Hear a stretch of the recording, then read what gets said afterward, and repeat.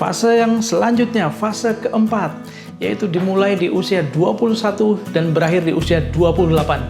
Fase ini dikenal sebagai fase ambisi, di mana anak mulai mencari jati dirinya, ingin menjadi seseorang. Nah, fase ini membutuhkan level energi yang sangat tinggi. Ya, kebanyakan di usia 21 sampai 28 ini justru banyak guncangan yang mereka alami, dan itu sangat disayangkan. Karena pada dasarnya fase ini adalah fase pembuktian diri. Dan saran saya, Anda sebagai orang tua benar-benar hadir, ya, hadir mensponsori mereka, mendukung mereka hingga mereka meraih impiannya. Fase kelima adalah fase kemapanan, dimulai di usia 28 hingga 35 tahun. Fase ini seharusnya anak sudah mulai meraih kemapanannya secara mental, sosial, dan ekonomi. Fase ini fase yang sangat penting. Dan banyak di sekitar kita, justru fase inilah fase yang kadang-kala kita lihat bahwa banyak sekali yang tidak mengalami kemapanan di dalam hidupnya.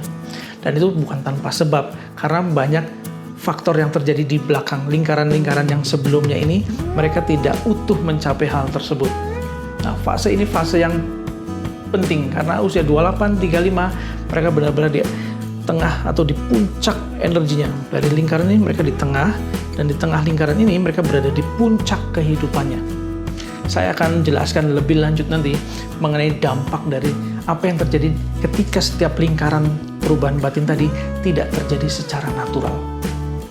Fase yang berikutnya adalah fase ke-6, yaitu fase spiritual, di mana seseorang atau anak yang tadi sudah bertumbuh dewasa akan mulai mendekatkan dirinya kepada Sang Pencipta, yaitu dirinya akan mulai mengalami spiritual ecstasy, di mana pencarian akan jati dirinya dalam skup yang lebih luas.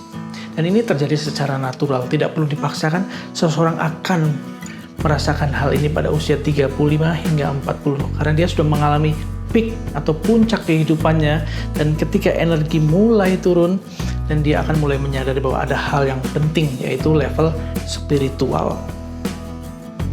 Ada 3 fase penting dalam kehidupan seorang anak, yaitu fase kaisar, kemudian fase grouping, dan fase orientasi seksual. Ketiga fase ini adalah landasan yang sangat penting, fondasi terpenting bagi masa depan anak, atau menjadi solid foundation bagi perkembangan mental, emosional, dan sosial anak.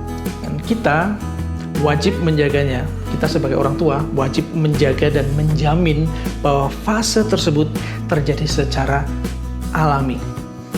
Karena itu akan membuat sang anak tumbuh dalam keadaan mental dan emosional yang sangat sehat. Bagaimana? Anda mulai memahami lingkaran perubahan batin anak? Dan jika ada hal-hal yang ingin Anda tanyakan lebih lanjut, jangan sungkan untuk menanyakannya dalam kolom komen. Saya pasti akan menjawab pertanyaan Anda agar dapat membantu Anda lebih baik lagi memahami materi mengenai pola perkembangan atau pola perubahan batin anak. Saya Hendrik Rexman, sampai bertemu di video yang selanjutnya.